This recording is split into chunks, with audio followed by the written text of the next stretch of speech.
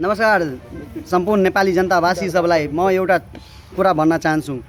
अबदेखि हाम्रो यो सरकारले गर्नुभएको अर्थ मन्त्रालय नियमहरू कति विकास हो हाम्रो यो नेपालमा अब यस्तो सिस्टम ल्याउनु भएको छ दिदी बहिनी भाइहरूलाई।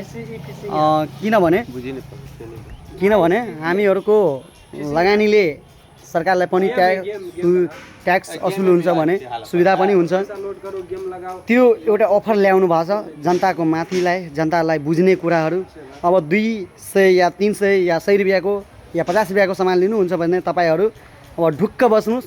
सरकारले एउटा नियम कानुनमा ल्याएको अफर सिस्टम जो चिट्ठा सिस्टम हुन्छ, हामीहरूको त्यो भाग्यको कुरा हुन्छ। एउटा मान्छेले 10 लाख रुपियाँ र 10 जनाले 1-1 लाख रुपियाँ गरी पुरस्कार जित्ने र वित गर्ने त्यो अब सरकारको नियम लागिसक्नु भएको छ।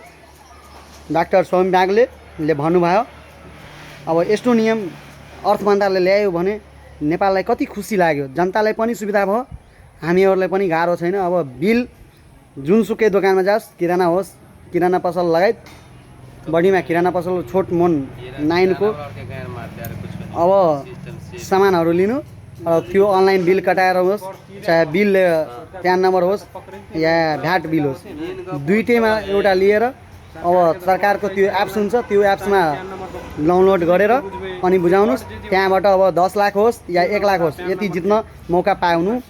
धन्यवाद। जय नेपाल। फिशिङ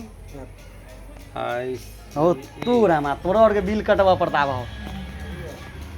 तोर सामान लै छ न, बिल कटा के अथी में नेट में हेल दो, अथी में हेल दो।